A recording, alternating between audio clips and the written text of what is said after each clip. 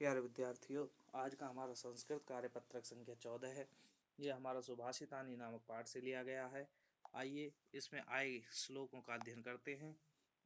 पहला श्लोक है, आलस्यम ही मनुष्यानाम शरीरस्थो महान रिपुः न अस्ति उद्यम समो बंधु कृत्वा यम नवसीदति। कहते हैं इसमें आए हुए पहले जो संधियुक्त शब्द हैं उनको जान लेते हैं। जैसे नास्ति उद्यम समूह लिखा हुआ है तो इसमें है न जोड़ अस्ति जोड़ उद्यम समूह, ये एक ही शब्द है। उसके बाद न अवसीदति, न जोड़ अवसीदति, न संधि अवसीदति, ये लिखा हुआ है। अब आइए पहले इस श्लोक का अन्वय कर लेते हैं, उसके बाद अर्थ जानेंगे। श्लोक का अन्वय है, मनुष्यानाम शरीरस्थः महान शत्रु आलस्यम उद्यम समः बंधु नास्ति यम कृत्वा मनुष्यः नावसीदति। तो पहले हमें ये जान लेना चाहिए अन्वय क्या होता है। जैसे हम हिंदी में कर्ता कर्म और क्रिया के अनुसार वाक्य बनाते हैं, उसी प्रकार श्लोक को भी हमें कर्ता कर्म और क्रिया के हिसाब से लिखते हैं।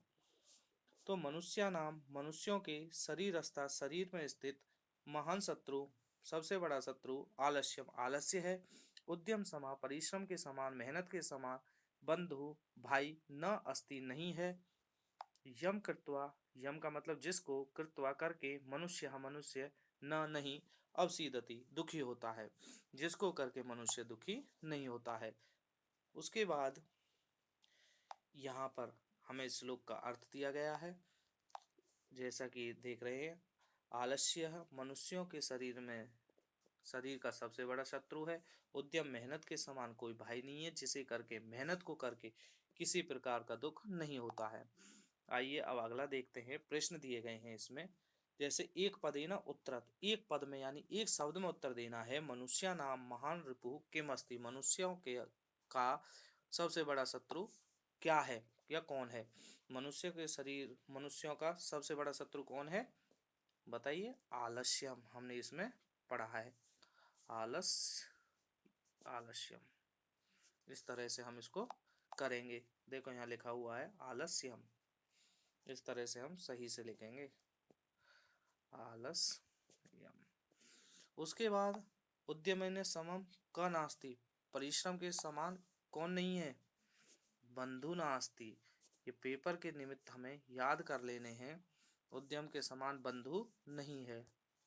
उसके बाद अगला है पूर्ण वाक्य न उत्तर, पूरे वाक्य में उत्तर लिखिएगा। शरीरस्थ आलस्यम किम अस्ति, शरीर में स्थित आलस क्या है, पूरा लिखेंगे। शरीरस्थ आलस्यम महान रिपु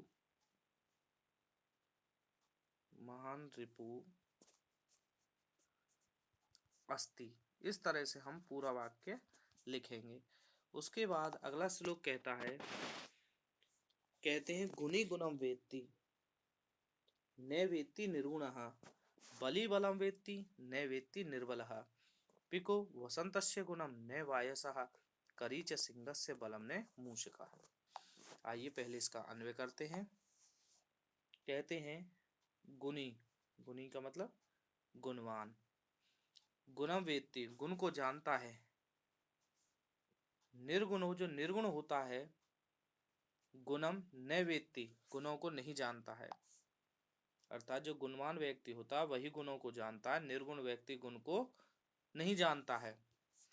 बली बलम वेत्ति, जो बलवान होता है वही बल के महत्व को जानता है। वेत्ति का मतलब जानता है। न वेत्ति निर्बलः, जो निर्बल होता है वह बल को नहीं जानता है कि बल का क्या महत्व है। पिको वसंतस्य गुणम, वसंतस्य गुणम पिको वेत्ति,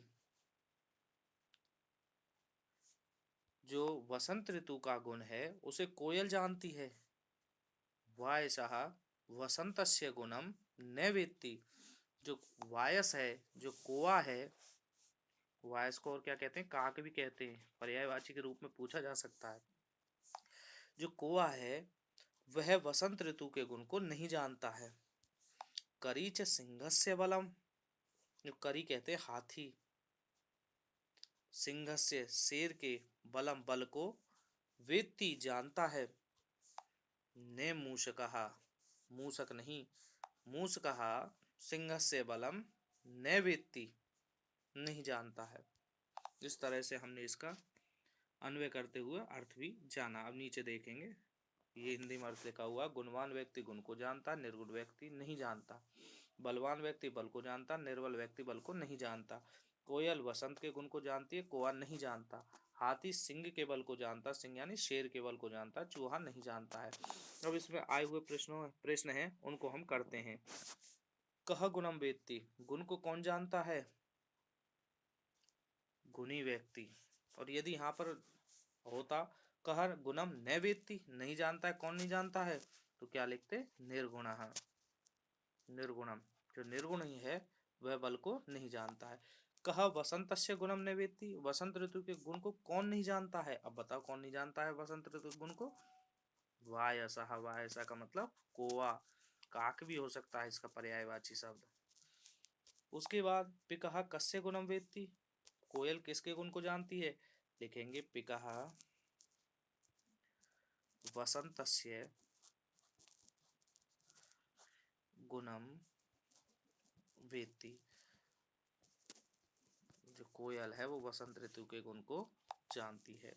इस तरह से हम इस अपने कार्यपत्र को हल कर लेंगे। धन्यवाद।